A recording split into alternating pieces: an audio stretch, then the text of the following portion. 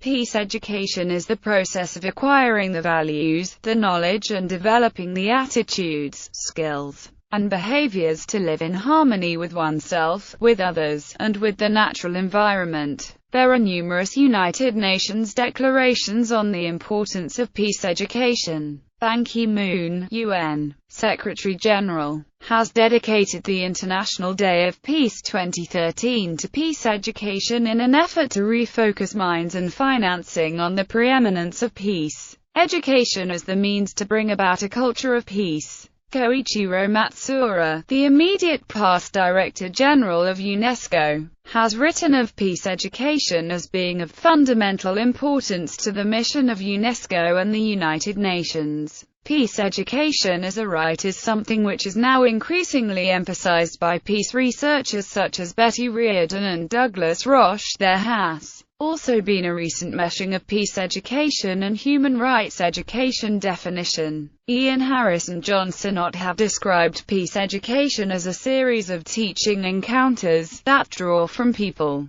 their desire for peace, non-violent alternatives for managing conflict, and skills for critical analysis of structural arrangements that produce and legitimize injustice and inequality. James Page suggests peace education be thought of as encouraging a commitment to peace as a settled disposition and enhancing the confidence of the individual as an individual agent of peace, as informing the student on the consequences of war and social injustice, as informing the student on the value of peaceful and just social structures and working to uphold or develop such social structures, as encouraging the student to love the world and to imagine a peaceful future, and as caring for the student and encouraging the student to care for others. Often the theory or philosophy of peace education has been assumed and not articulated. Johann Galtung suggested in 1975 that no theory for peace education existed and that there was clearly an urgent need for such theory. More recently there have been attempts to establish such a theory. Joachim James Calleja has suggested that a philosophical basis for peace education might be located in the Kantian notion of duty. James Page has suggested that a rationale for peace education might be located in virtue ethics, consequentialist ethics, conservative political ethics, aesthetic ethics and the ethics of care. Since the early decades of the 20th century, peace education programs around the world have represented a spectrum of focal themes, including anti-nuclearism, international understanding, environmental responsibility, communication skills, non-violence, conflict resolution techniques, democracy, human rights awareness, tolerance of diversity, coexistence and gender equality, among others. Some have also addressed spiritual dimensions of inner harmony, or synthesized a number of the foregoing issues into programs on world citizenship. While academic discourse on the subject has increasingly recognized the need for a broader, more holistic approach to peace education, a review of field-based projects reveals that three variations of peace education are most common: conflict resolution training, democracy education, and human rights education. New approaches are emerging and calling into question some theoretical foundations of the models just mentioned. The most significant of these new approaches focuses on peace education as a process of worldview transformation. Peace education as conflict resolution training. Peace education programs centered on conflict resolution typically focus on the social behavioral symptoms of conflict, training individuals to resolve interpersonal disputes through techniques of negotiation and mediation, learning to manage anger, fight fair, and improve communication through skills such as listening, turn-taking, identifying needs, and separating facts from emotions, constitute the main elements of these programs.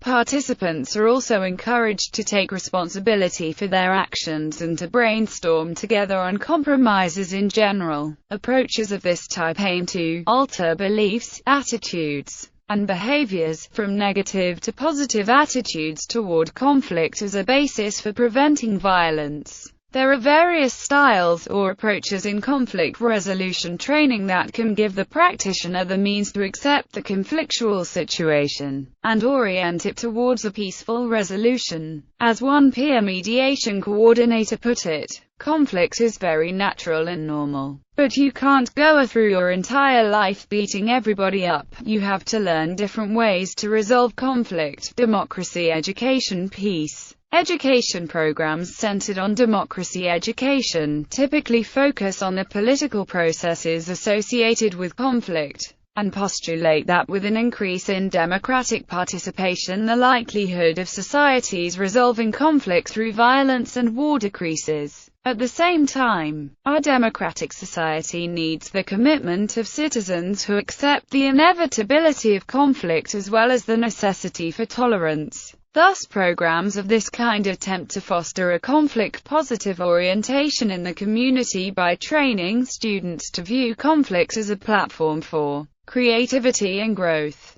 Approaches of this type train participants in the skills of critical thinking, debate and coalition building, and promote the values of freedom of speech, individuality, tolerance of diversity, compromise and conscientious objection. Their aim is to produce responsible citizens, who will hold their governments accountable to the standards of peace, primarily through adversarial processes. Activities are structured to have students assume the role of the citizen that chooses, makes decisions, takes positions, argues positions and respects the opinions of others. Skills that a multi-party democracy are based on the assumption that democracy decreases the likelihood of violence and war. It is assumed that these are the same skills necessary for creating a culture of peace. Human rights education. Peace education programs centered on raising awareness of human rights typically focus at the level of policies that humanity ought to adopt in order to move closer to a peaceful global community. The aim is to engender a commitment among participants to a vision of structural peace in which all individual members of the human race can exercise their personal freedoms and be legally protected from violence, oppression and indignity. Approaches of this type familiarize participants with the international covenants and declarations of the United Nations system, train students to recognize violations of the Universal Declaration of Human Rights, and promote tolerance, solidarity, autonomy and self-affirmation at the individual and collective levels. Human rights education faces continual elaboration, a significant theory-practice gap and frequent challenges to its validity. In one practitioner's view, human rights education does not work in communities fraught with conflict unless it is part of a comprehensive approach. In fact, such education can be counterproductive and lead to greater conflict if people become aware of rights which are not realized.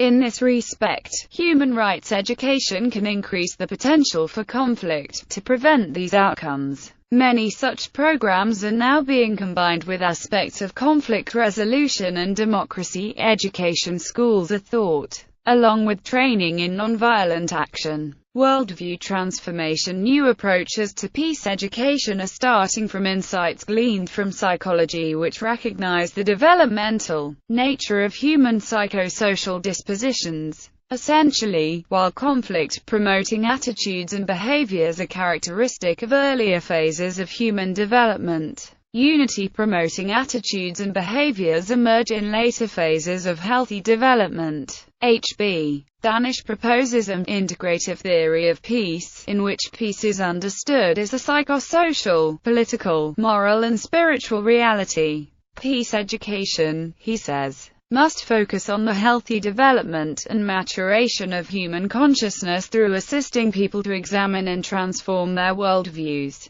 Worldviews are defined as the subconscious lens through which people perceive four key issues. 1. The nature of reality. 2. Human nature. 3. The purpose of existence. 4. The principles governing appropriate human relationships. Surveying a mass of material, Danish argues that the majority of people and societies in the world hold conflict-based worldviews. which express themselves in conflicted intrapersonal, interpersonal, intergroup, and international relationships. He subdivides conflict-based worldviews into two main categories which he correlates to phases of human development: the survival-based worldview and the identity-based worldview. It is through the acquisition of a more integrative, unity-based worldview that human capacity to mitigate conflict, create unity in the context of diversity, and establish sustainable cultures of peace, is increased, be it in the home, at school, at work, or in the international community.